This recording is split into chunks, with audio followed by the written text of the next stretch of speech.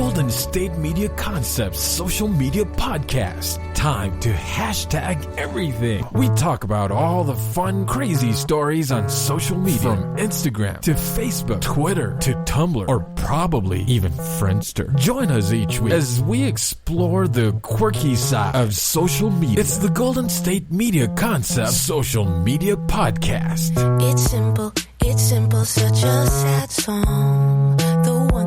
The one that we rely on to get us.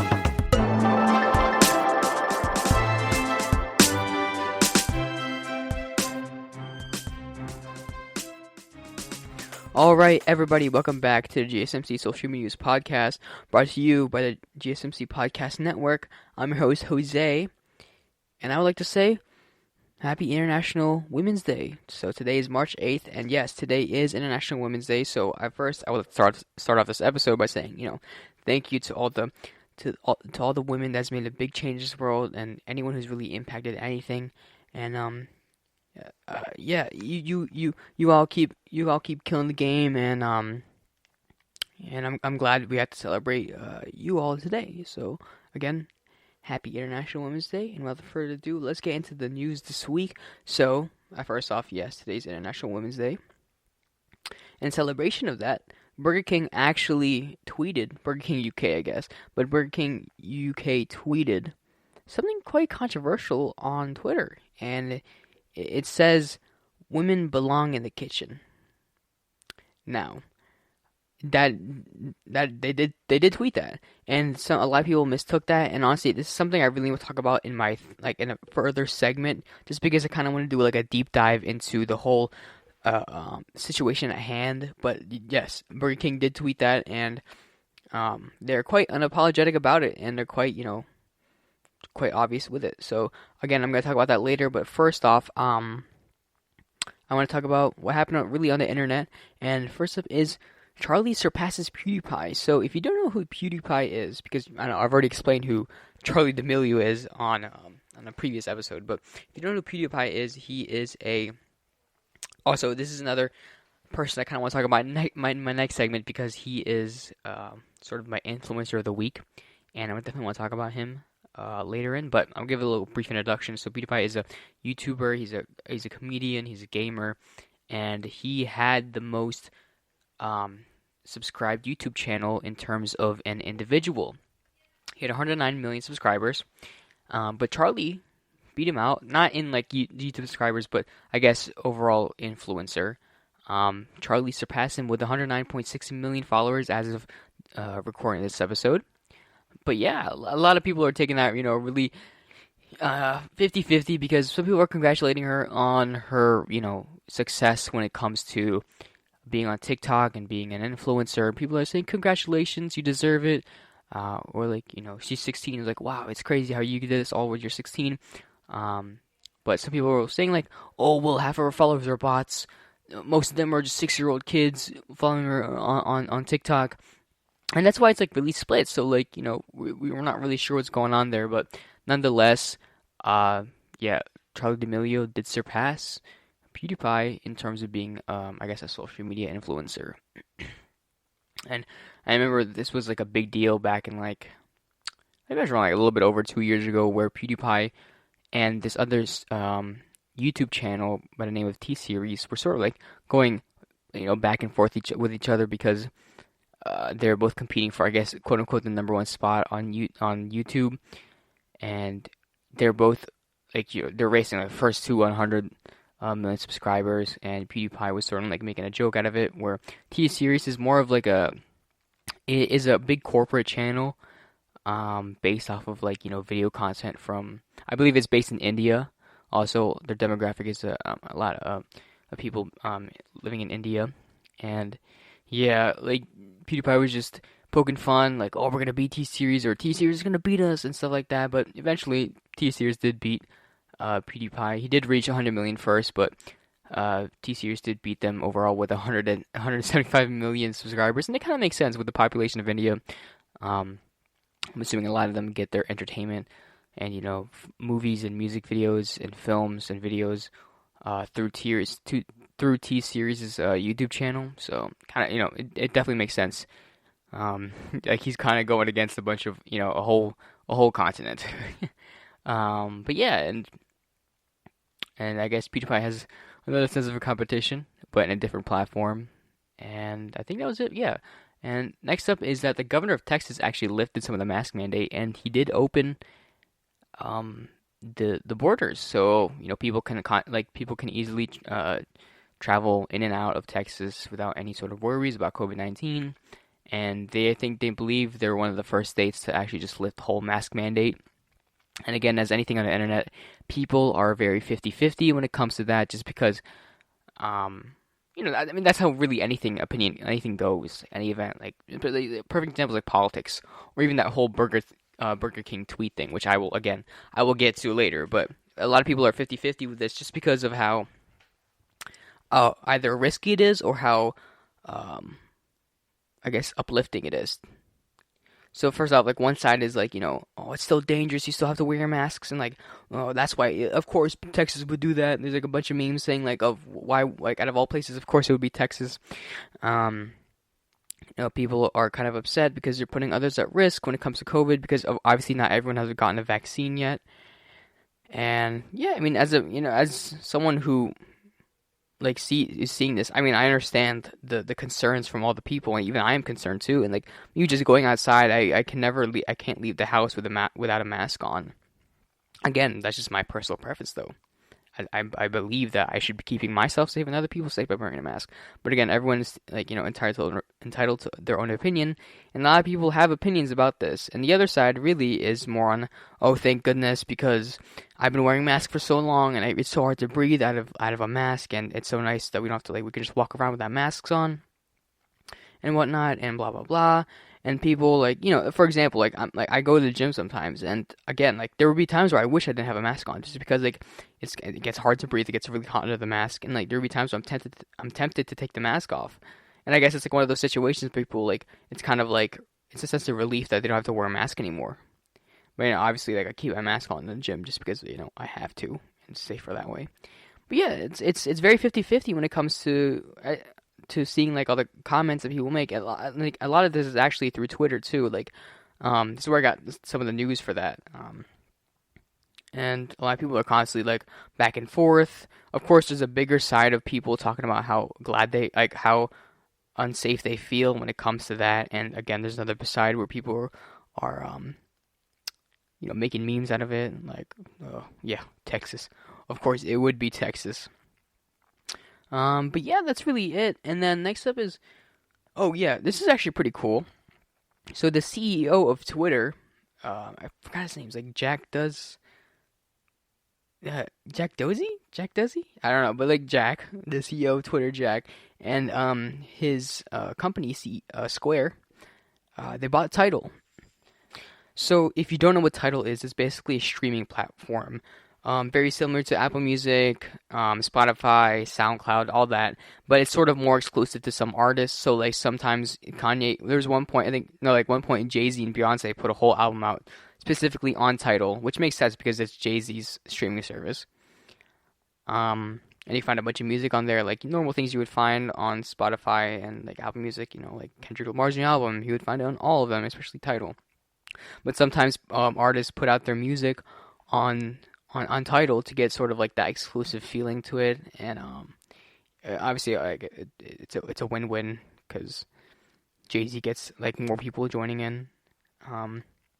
But yeah, the Twitter CEO did buy Tidal, and I think this will open up a lot of opportunities for the future. Like I mentioned previously before in one of my previous podcasts, talking about how Twitter would have a what's that called? That exclusive service similar to a Patreon, where if you pay for something, you get exclusive content on Twitter. And I feel same thing would apply to what's going on Twitter. And maybe there's gonna be future opportunities where there's only exclusive music that you can only find through Twitter, maybe something like that. Or maybe if you wanted to post a tweet, you can add music to it, and it would only be music on title. So it's really open to a lot of opportunities for the CEO, the people who tweet, so the actual fans itself, the audience, and the musicians itself. So I'm really interested on where this is going, because it's kind of, why would you want to invest all your money or a big portion of your money into a streaming service, even though what you have is a social media platform? So I feel like they would incorporate something like stories. I know on Instagram, or I guess now Snapchat too, where if you want to post something on your story, you can add music to the video or image for just like the duration of the whole story. But I feel like now Twitter is capable of doing that. Say if you want to post, maybe they'll start posting stories now. They'll make stories on Twitter now. So it's really open-ended when it comes to that, and a lot of people are kind of confused on that. Why would you buy Tidal, a streaming service? And it wasn't even like the most popular streaming service too. It's, like I said, it was exclusive, but that also made it not available to a lot of people. That's what kind of like exclusive means. But yeah, not a lot of people used it, and there were other services that are better, in my opinion, like Spotify and Apple Music were the top two, and not a lot of people use Tidal. So I guess another reason maybe why it was bought, maybe because Jay-Z was losing money rather than gaining money, and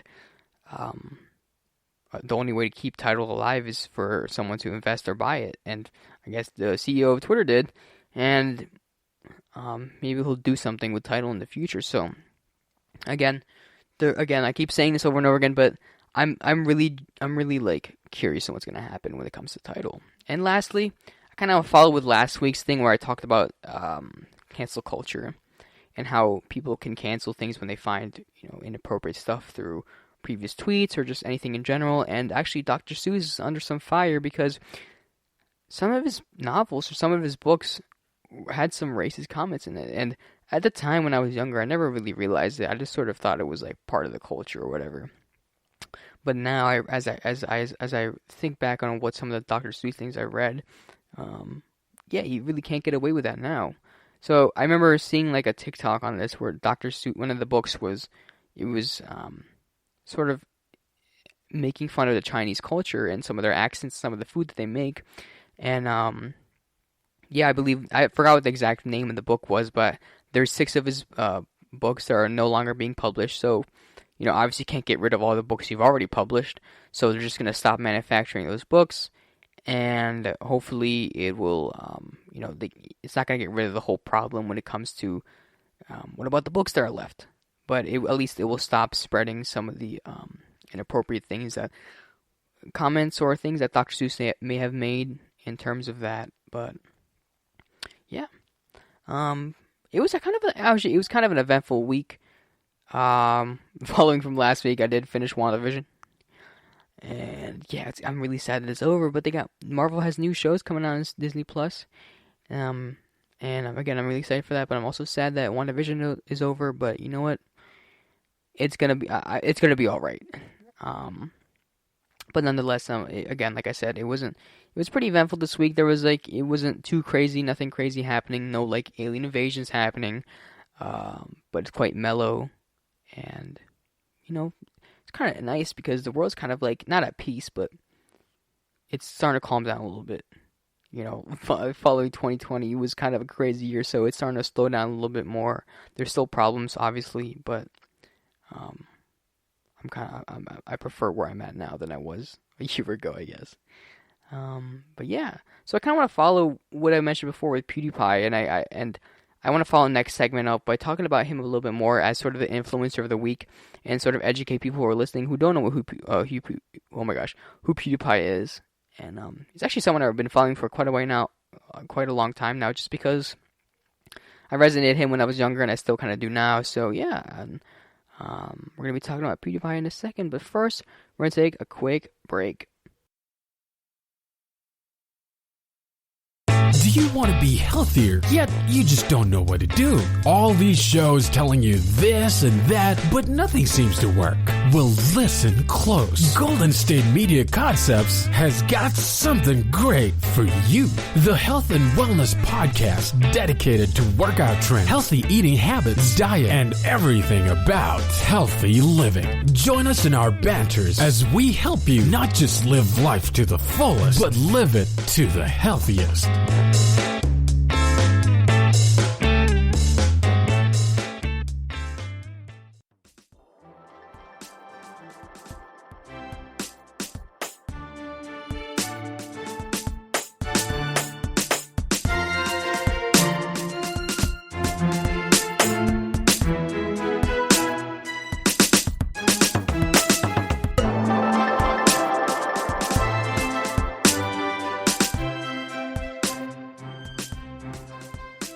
Alright, everybody, welcome back to the podcast. So I left off last segment really talking about Pewdiepie.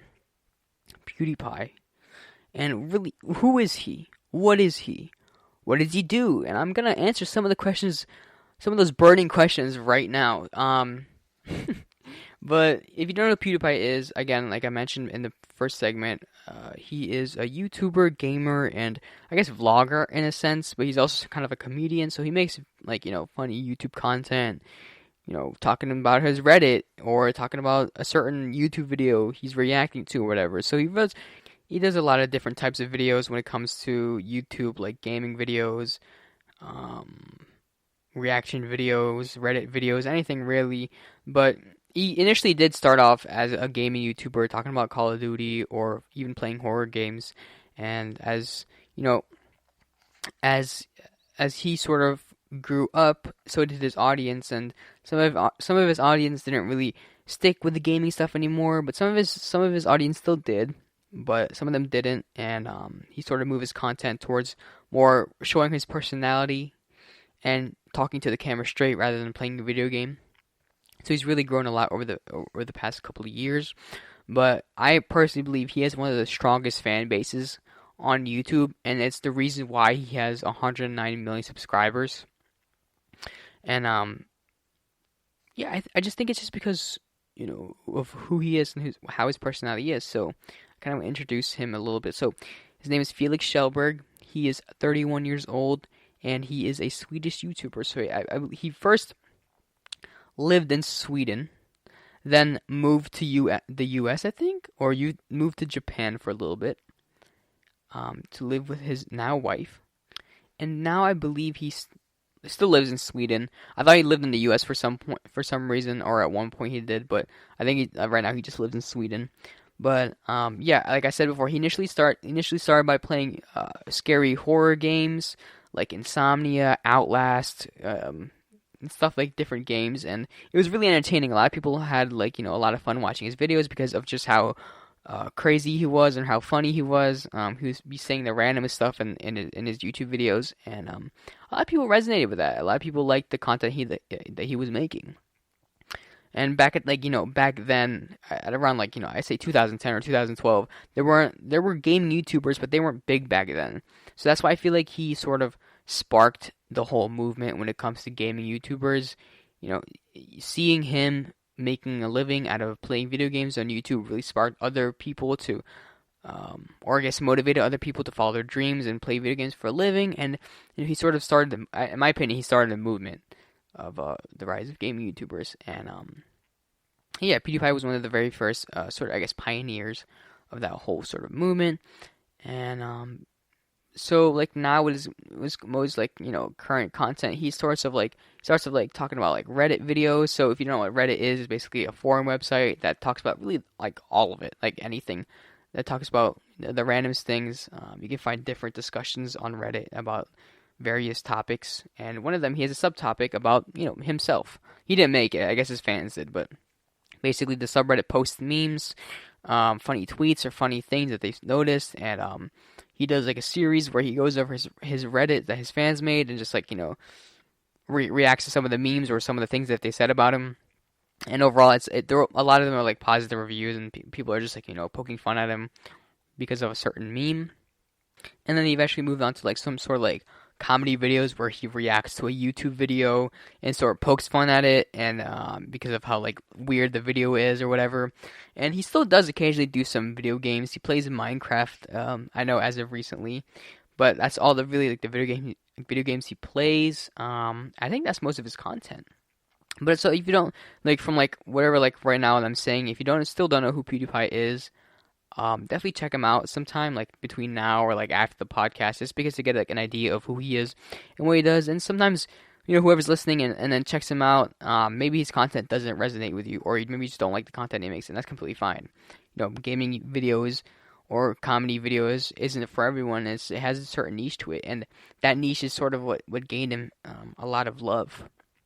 And it kind of brings me back to the idea of like, you know, PewDiePie has one of the strongest fan bases where they are, I guess you can say like they never like sort of leave him. I personally have been a fan of him since around like 2015, 2014, just watching his, you know, scary videos, and I've sort of grown up with PewDiePie's content. Granted, there were times where like a couple years where I did stop watching him, because you know he did switch up his content, but recently I've been watching more of his videos and some of the videos that I missed out on, and you know they're all still great. And I believe the reason why he has a strong fan base too is that he's quite unproblematic. He's, you know, nothing. He's never on the trending page because of a bad thing. The only bad thing that happened is one occasion that happened a couple years ago, and of course I can't defend him for what he said, something inappropriate. And that, you know, it really didn't, a lot of fans didn't like that, but, of course, I can't defend him. What he said isn't, like, wrong, because it was wrong. But other than, like, that, he has been quite unproblematic, and there wasn't any drama surrounding him, for several years, and there still isn't. And I think that's one of the reasons why a lot of people resonate with him, is because he's just just a chill guy playing video games and recording himself doing it, and that's why a lot of people, especially his fan base, look up to him. He serves as like gets like an influence or a sort of motivation to do what you want to do what your dream is. And yeah, and again, like he sort of fell into drama, but eventually a couple months passed, a couple years passed. He did apologize like right after too. He made an apology video saying what he said was wrong, and he sort of let it slip out by accident on stream. And yeah, after that apology video, and after a couple months passed, a couple years, he eventually gained his support back from his fan base and especially new subscribers. And yeah, as the years progressed too, he gained more sponsors, and especially one of them, the biggest one I feel like, is G Fuel. So if you know what G Fuel is, it's called Gamma Fuel, which is basically an energy drink company that supports gamers and individual people. I know they support also athletes on YouTube too, but yeah, he's getting a sponsorship from G Fuel, and I guess like that's another reason why he's sort of blowing up too. And yeah, again, he's been quite unproblematic. Not a lot has happened with him, and a lot of people love him. A lot of people who don't really know him too find him funny, and a lot of people love him. And I kind of mentioned the T-Series and PewDiePie thing again because it was just a funny event that happened within this timeline where T-Series again is a YouTube channel for a company, for an entertainment company that basically produces films and videos and posts them on YouTube, and their demographic is, I guess, India. a lot of their audience is based in India, and I know friends who even watch it. Who says their family watches T-Series here in the U.S. too. So they're also reaching sort of a global demographic too. And PewDiePie would also he would poke fun at T-Series, how they're gonna beat me out when it comes to like the 100 million subscriber race, and which he did. He lost that race.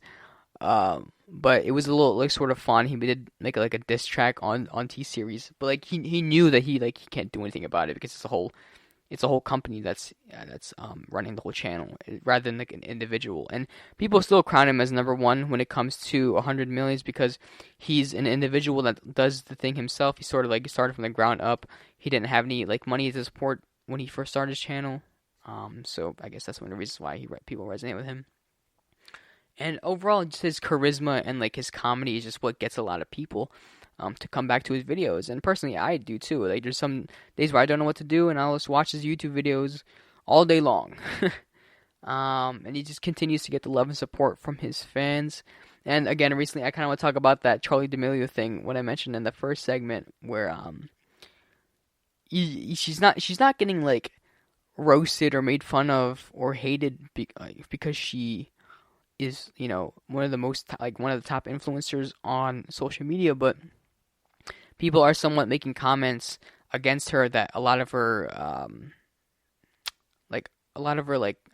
supporters or followers are just bots, and she bought like all her fans and whatnot, and people making fun of like the age demographic that there was on her fans. Like, yeah, of course, it's just a 6-year-old following Charli D'Amelio. It's whatever, it doesn't matter.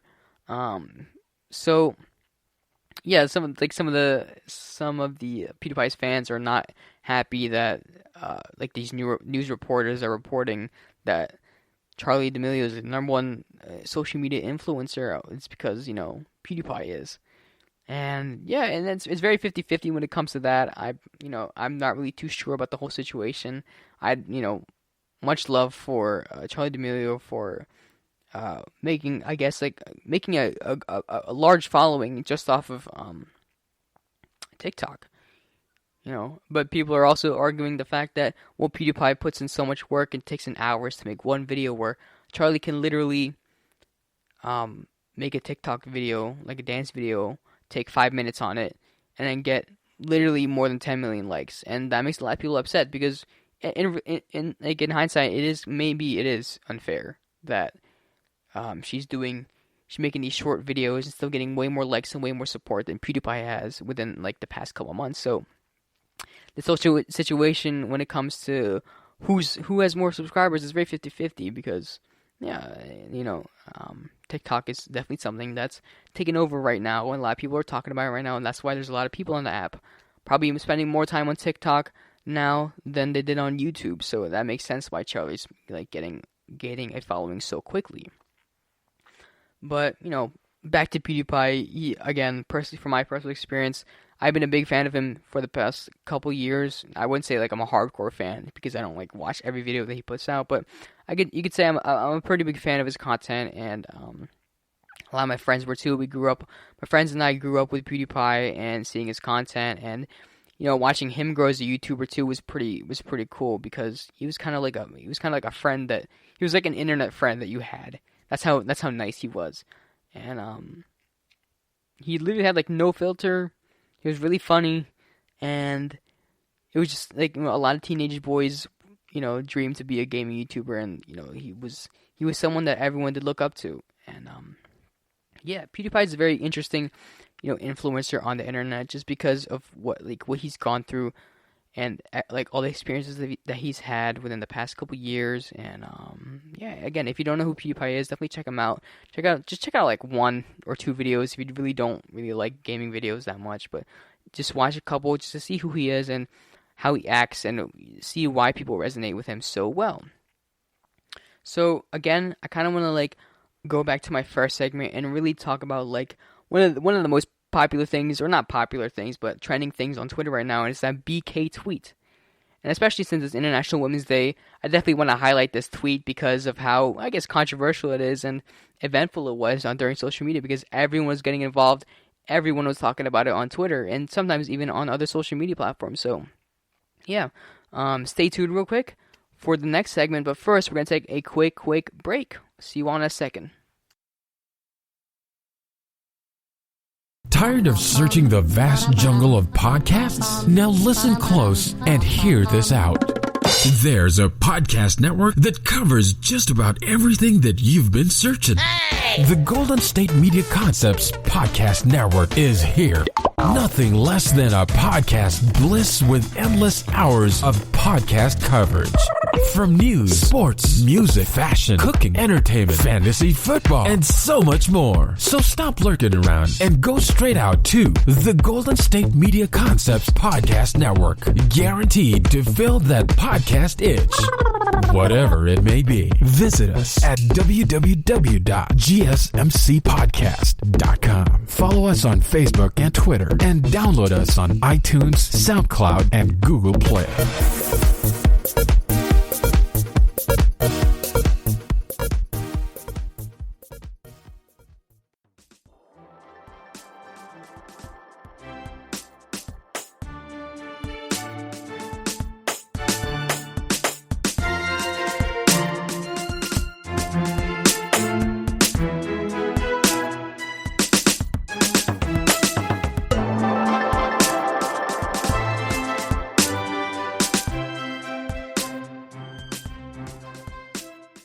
Alright, everybody, welcome back to the podcast. So I left off last segment talking about BK or Burger King's tweet. Burger King UK. I keep forgetting to include the UK part of it.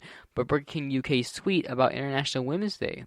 Now, it is quite misleading prior to knowing their explanation. I guess like the front page of this whole tweet was that they said women deserve to be in the kitchen. Now, this has caused a lot of controversy and a lot of 50-50 things on the internet. Again, just like anything on the internet. And a lot of Twitter wars are kind of happening between two sides when it comes to that tweet. And honestly, BK kind of saw it as good publicity for their brand and for the whole day itself. So I actually want to pull up the tweets real quick, like on my phone, so I don't like missphrase or anything. Give me 1 second. So let me pull up. So basically, Burger King UK said women belong in the kitchen, and they followed that with a tweet saying, if they want to, of course. Yet only 20% of chefs are women. We're on a mission to change the gender ratio in the restaurant industry by empowering female employees with the opportunity to pursue a culinary career. #IWD. They followed that one with a third tweet. We are proud to be launching a new scholarship program which will help female Burger King employees pursue their culinary dreams. So, the creation of the tweet wasn't out of hatred or wasn't really making fun or anything. It was actually meant to, promote good equality with women, and that's good on Burger King's Twitter account. But a lot of people mistook that, and although they know the backstory of it, they still did not like how they introduced the idea, which makes sense because a lot of people are angry because they are taking misogynistic tendencies and using it to their advantage as a form of quote unquote marketing and try to get their tweet out there. And people are saying they're taking advantage of that, and it's really unfair, and it's inappropriate for a company to do that. And again, I kind of agree with that. It is somewhat quote unquote out of pocket. If you don't know what out of pocket is, it's basically like it came out of nowhere or whatever.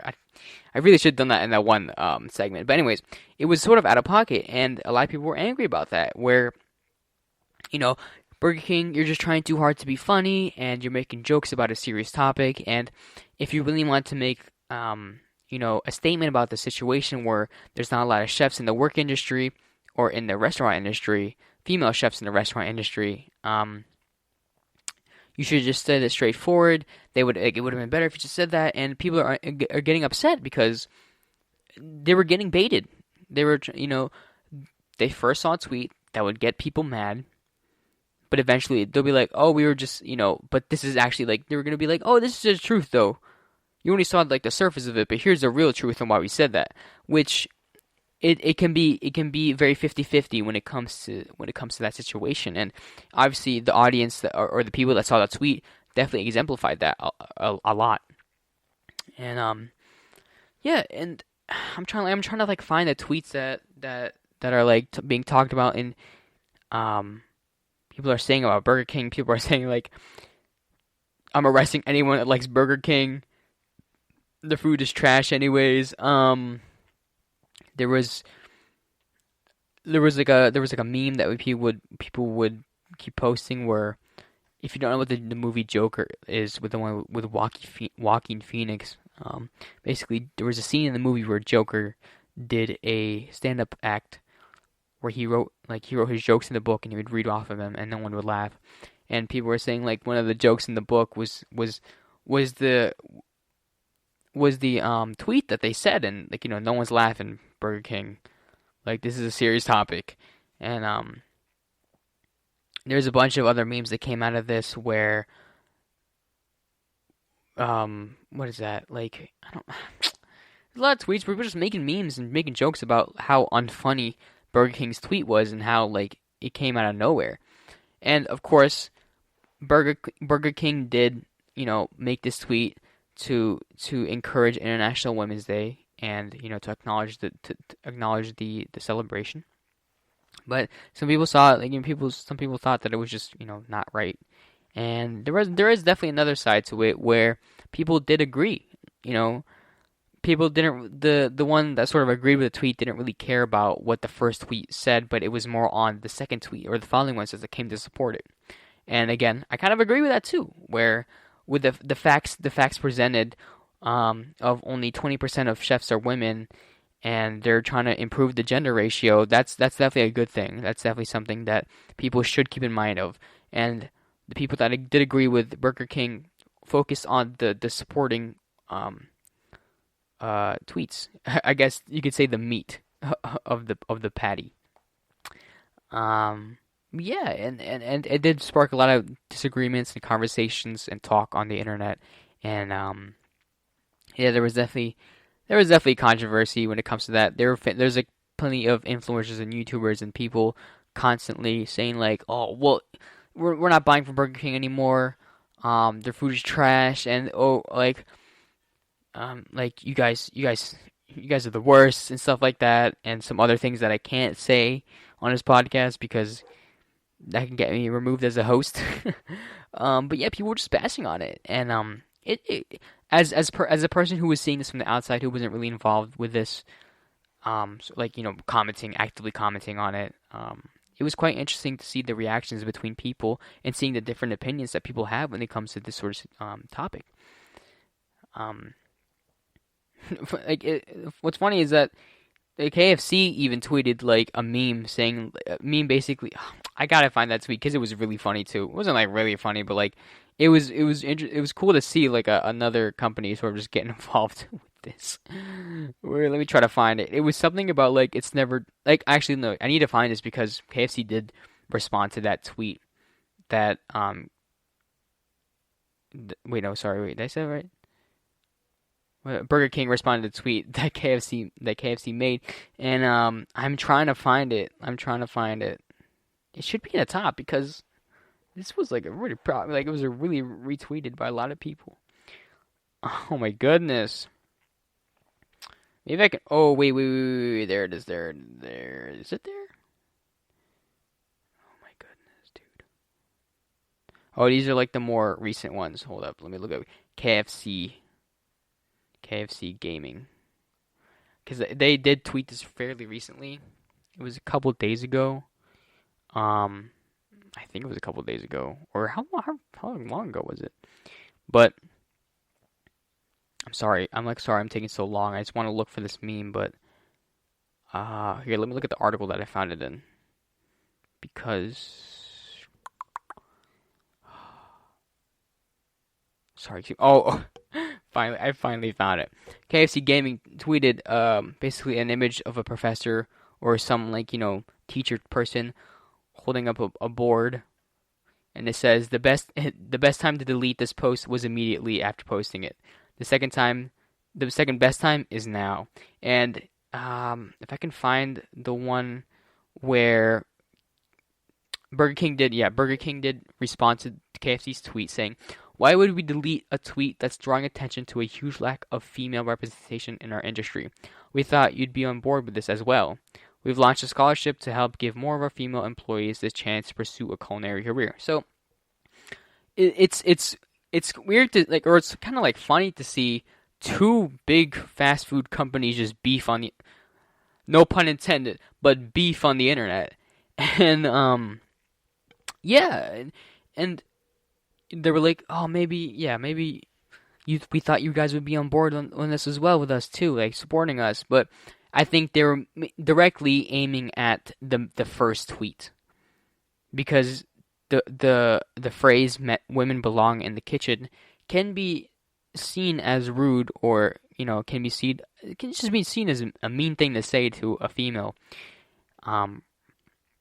Just because, women belong in the kitchen, it's not like, it's definitely not the right thing to say to someone. And there could have been different ways that I keep wanting to say KFC, but Burger King could have approached the situation better. Like, they could have rephrased it or said something else that could catch attention.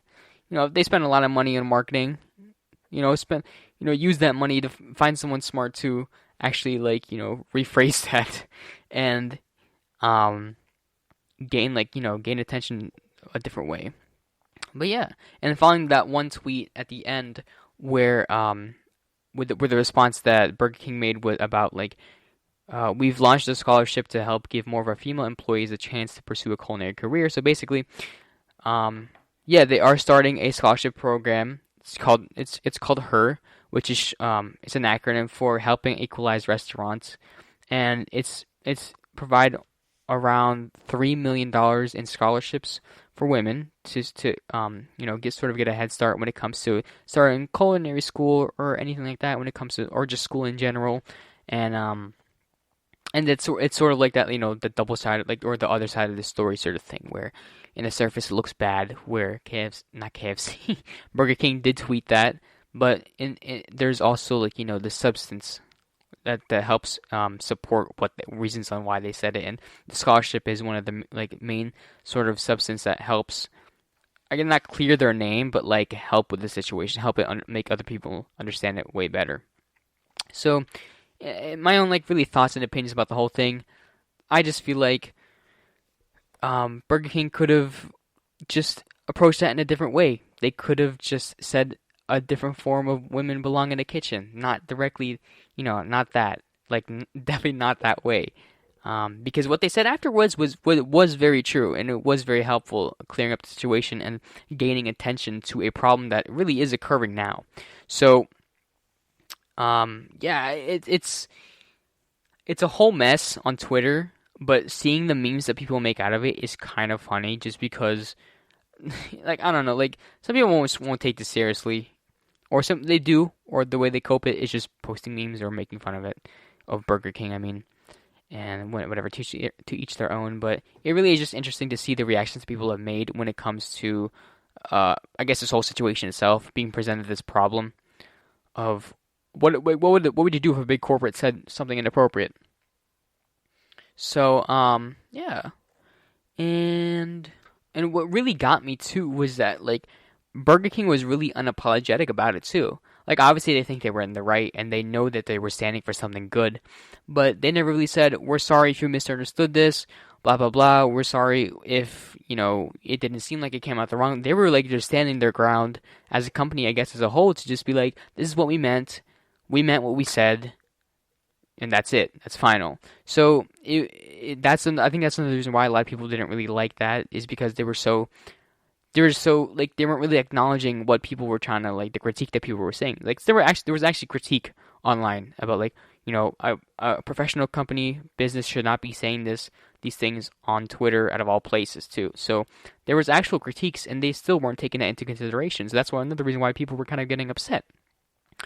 And yeah, overall, if you have Twitter, go check out the hashtag. I think it's just hashtag Burger King, or just look at the tag Burger King. You'll see a lot of tweets coming from that. But yeah. All right, and I guess we're on to the next sort of segment. And recently, this past week, one of my favorite artists, Bruno Mars, is released some music, and I kind of want to talk about social media and music at hand, but definitely want to talk about Bruno Mars. But so first, we are going to take a quick break. So I will see you all in a second.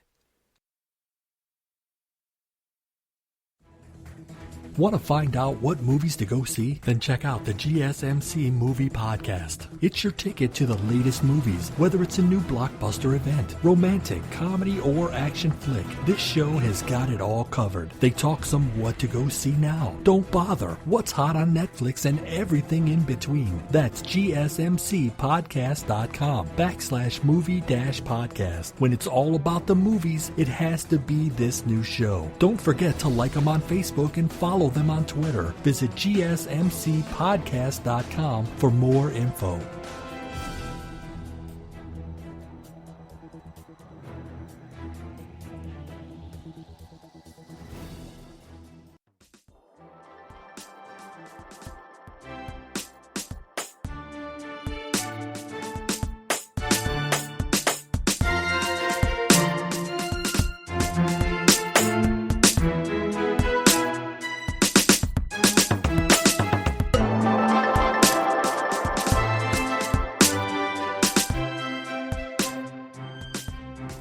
Alright, everybody, welcome back to the podcast. This is a segment here that I'm really, really excited about because it's something that I care about a lot, and it's something that is really cool to me, and it is Bruno Mars and Anderson .Paak dropping an album. Now, some people might not care as much as I do, but I'm a really big fan of Bruno Mars, and I've been listening to his music for almost 10, a little bit over 10 years now, just listening to his music and just getting involved with him as an artist. And yeah, I'm really excited for what's to happen. And recently, within the past week, he has dropped 1.5 songs to tease his upcoming album with Anderson .Paak. And yeah, let me just explain what's going on. So they created sort of like a little duo band thing called Silk Sonic. First off, wonderful name for a duo or a trio. I'm not sure because Bootsy Collins is involved in it too, but I'm not sure if he produces it. I think he's also like a singer too on the album. But nonetheless, Bruno Mars, Anderson .Paak, and Bootsy Collins have made an album, Silk Sonic, and I am really, really excited because it's been so long since I've really, heard that sort of sound. But yeah, so it initially was teased on Instagram. At least for me, that what I know of, probably Anderson .Paak and Bootsy Collins that promoted on their Instagram. But since I follow Bruno Mars, I saw that first, and yeah, they did promote it on Instagram, saying that they're gonna release a song on Friday. So this happened last week. So yeah, they said they're gonna release it on Friday. And that post, as of now, has over 897,000 likes. So that's really almost at 1 million likes, and that's again that's absolutely crazy and insane just to see the interactions he's getting and seeing all the comments of people getting involved and being so excited with the whole album and teaser and stuff like that. And it really just warms my heart because I'm a supporter of Bruno Mars and his music, and it's really cool to see that everyone else is too. So yeah. On Friday they dropped 1.5 songs, and because one of them is an intro song, which again, it still incorporates some sort of music into it, but it's more of like ladies and gentlemen, we'd like to introduce the people for tonight, Silk Sonic and whatever, and but there's music aspect to it, which is really exciting, but. Yeah, so the first one was the Silk Sonic intro, which is on Spotify. It's right now it's at 503,000 streams, which is still pretty good, but compared to any other song, it's not a lot.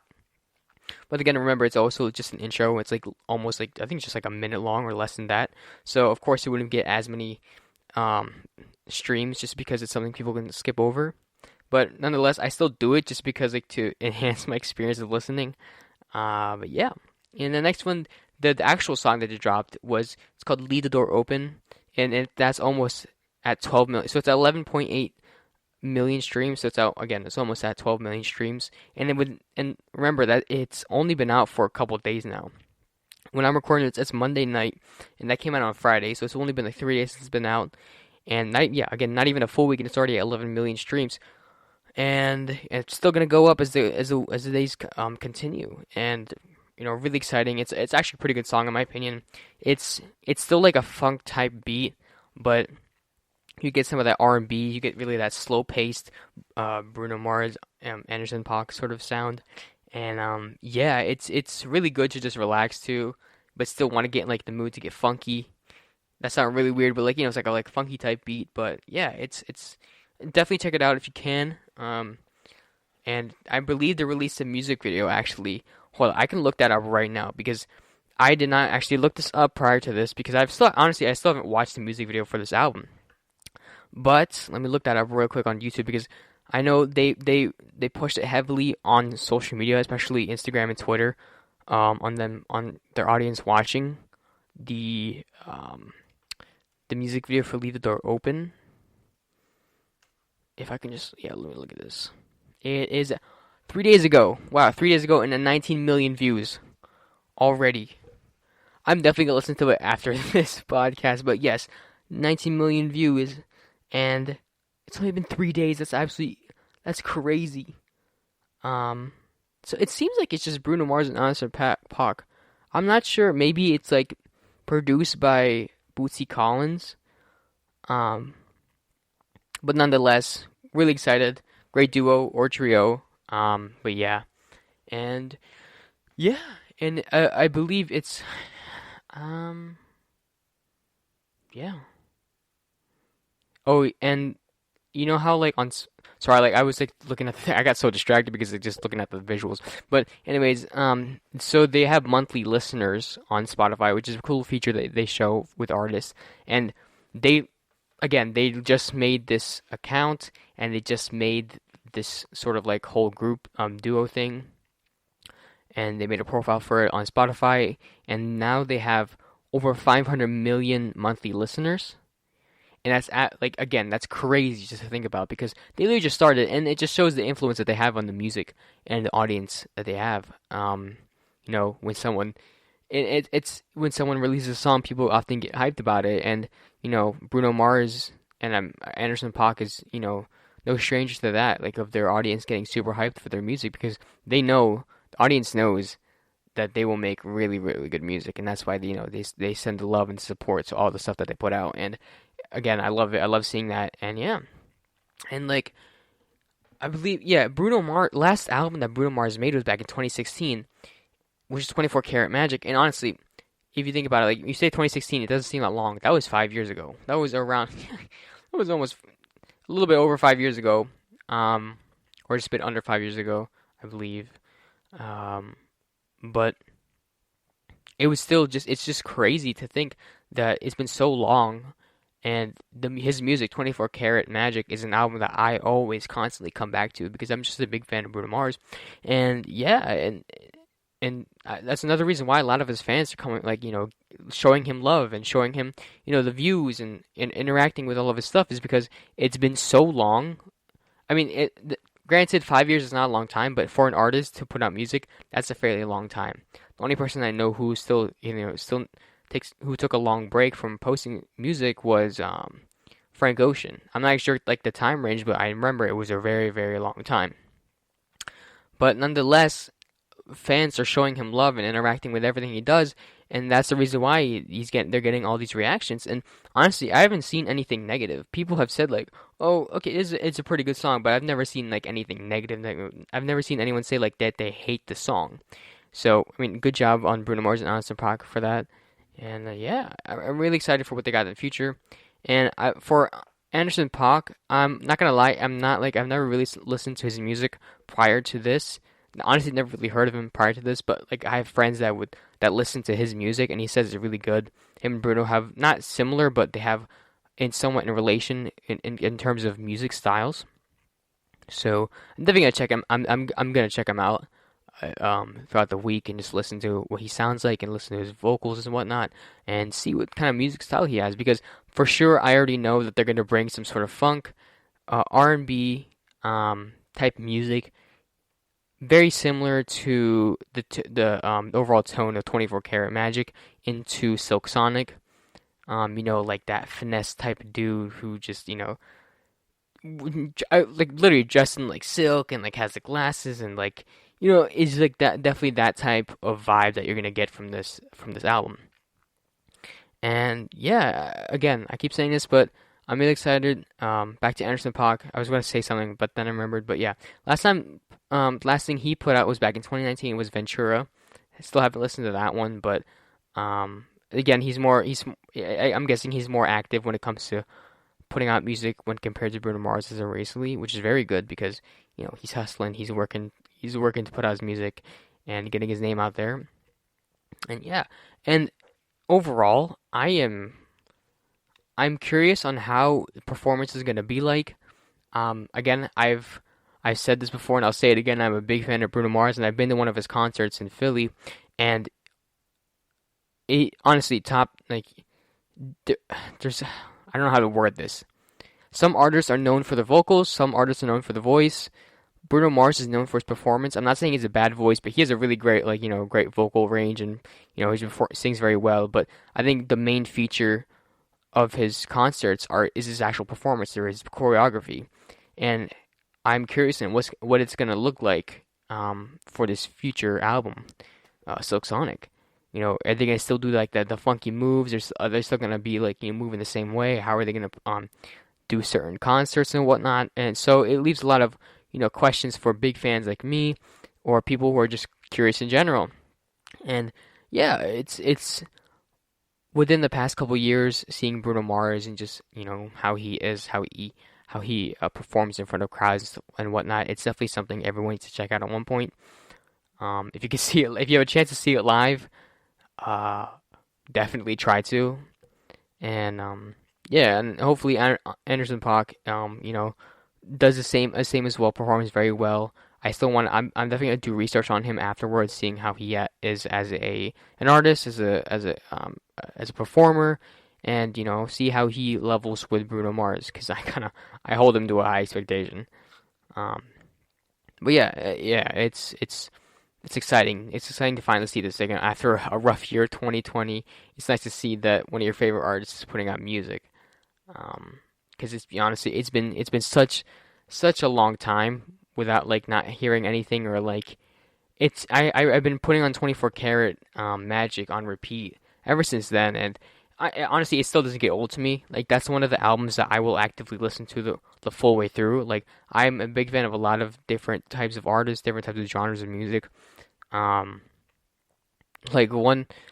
day I'll listen to AC/DC or rock music the whole day, and the next I'll just listen to rap or something like that, and the next day, or hip hop, and the next day I'll listen to something like Bruno Mars. So it really is all over the place, and honestly, I think Bruno Mars is one of my top tier favorite performers.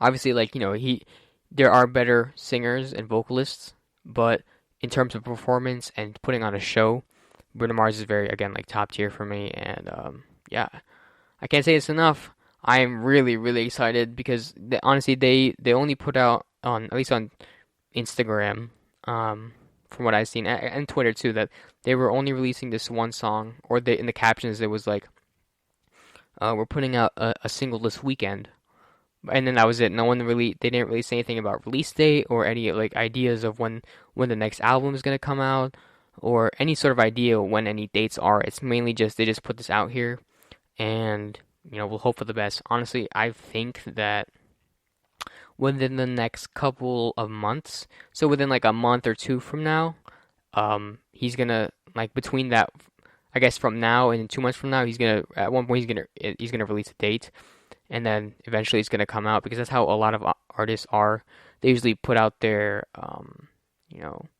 their dates or when they're gonna drop something within the first couple weeks, and then a month or two after that, that's when it comes out. So yeah, again, I'm really looking forward to what's gonna happen in the future. And now looking at time, without further ado, I would like to say thank you for listening to the GSMC Social Media News Podcast, brought to you by the GSMC Podcast Network. And I'm your host, Jose, and I always want to say, again, thank you for listening to the podcast. It really means a lot for anyone that's listening, for anyone saving, or anyone streaming the podcast. And again, please leave any feedback. Positive feedback really does help with me. And make sure to follow us on Facebook and Twitter and any other social media platforms that we have. So yeah. And yeah, I'll see you all in the next episode. You've been listening to the Golden State Media Concepts Social Media Podcast, part of the Golden State Media Concepts Podcast Network. You can find this show and others like it at www.gsmcpodcast.com. Download our podcast on iTunes, Stitcher, SoundCloud, and Google Play. Just type in GSMC to find all the shows from the Golden State Media Concepts Podcast Network, from movies movies to music, from sports to entertainment, and even weird news. You can also follow us on Twitter and on Facebook. Thank you, and we hope you have enjoyed today's program.